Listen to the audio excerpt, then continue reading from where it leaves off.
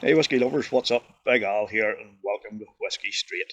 Today it's number 3 in my series featuring Scotch whiskies and we're off to Glengoyne, so stay tuned to see how it fares.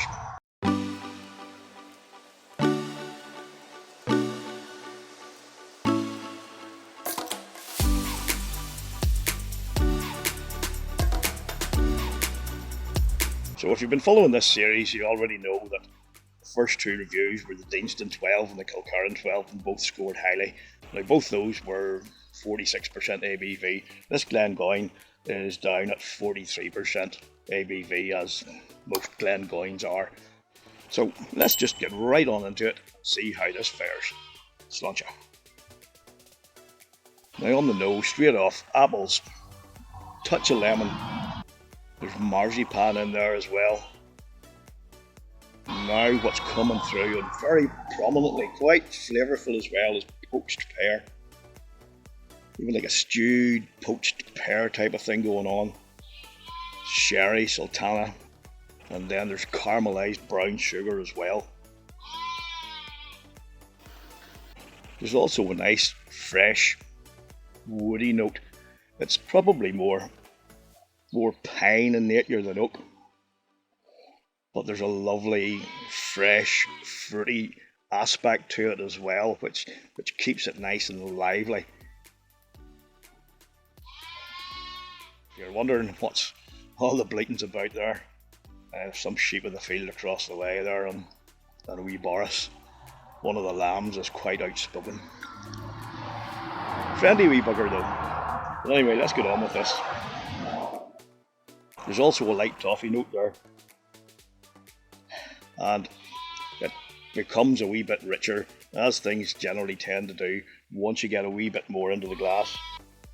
And then when you get right in there as well, some cotton candy and vanilla waft in to join the mix too.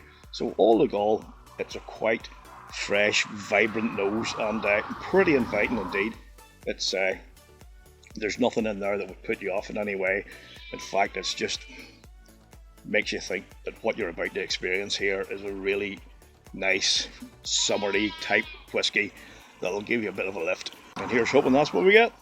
So folks, if you've got one of these Glengoyne 12s handy, pour yourself a dram and share the tasting with me and see if we get anything similar at all. But if not, at least we can enjoy a drink together. So Sláinte, let's give it a go.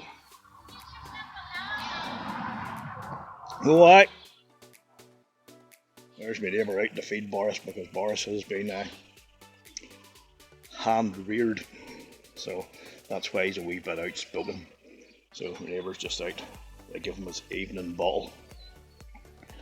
That's quite appropriate really because I'm having my evening bottle too. Slightly different though. But anyway, let's start again. Sláinte. Right off, poached pear. Sultanas, caramelised brown sugar. It really does have a nice zesty spicy side to it too, particularly for a 43%er. But those initial flavours, they really are nice. It does feel at this stage slightly thinner on the palate, but those flavours really do make up for it. So let's go again. Now I had been expecting a bit of lemon, but I didn't get any on the first sip, but now when it does come through with quite a lot of flavour. But the flavour of the lemon is more reminiscent of candied lemon rather than like fresh lemon or zest or anything like that. But still, it's there, it's very flavourful and it's nice. I'm getting this zing again, this zestiness, and it's really coming through as ginger. Again, there's that poached pear aspect, but there's really quite a dollop of ginger in there too. And it does add a nice sparky bite to this whiskey and really does make up for slight thinning on the palate. And then as as it develops on the palate. You go into mid palate towards the back palate. It's dark chocolate, oak, quite rich in nature, and then it sort of becomes black coffee as well, but not bitter in any way like you can tend to get sometimes when it's more heavily oaked. It's a light sort of mid-range coffee that's pretty mellow and easy on the palate. Now there's a nice touch of Highland toffee coming into play now, and this comes in just as that gingery zing subsides, and it takes over from the coffee note, and it really is quite rich.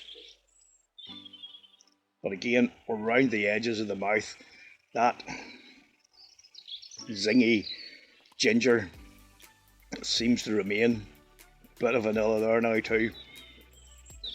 You know, I have to say, for a 43%er, there really is quite a lot going on here, and it's a very flavourful and enjoyable whisky.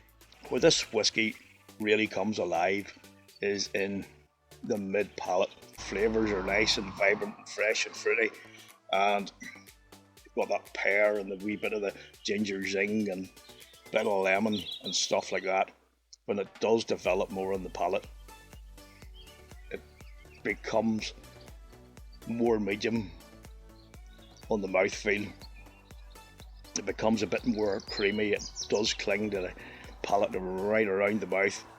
It's that fruitiness becomes more chocolatey, bit of a marshmallow feel, and there's some vanilla and pear come in there as well, a wee bit oaky too.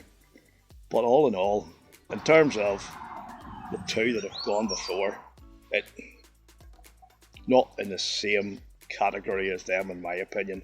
If they're Premier League, this is like the Championship. Pretty high up in the Championship, mind you, and probably pushing for promotion, but in terms of a score, that's going to have to be an 87 for me, which is still pretty good. It's a solid score, and definitely one to keep your eye out for. So thanks for watching, folks. I really do appreciate you spending your time with me, and please fire in a few comments down below if you've had the Glengoyne 12 before, or if you're considering it, and I'll get back to you. And you know, smash that like button if you've enjoyed the video, and if you haven't already, you know, please consider hitting that subscribe button, and it does help the channel out. And while you're at it, don't forget to ring that bell so that you're notified every time we put up new content and you don't miss out on anything. I'd really appreciate that too. So I hope you're all keeping well, look after each other, stay safe, and until the next time, keep on drinking your whiskey the way you like it. Sláinte.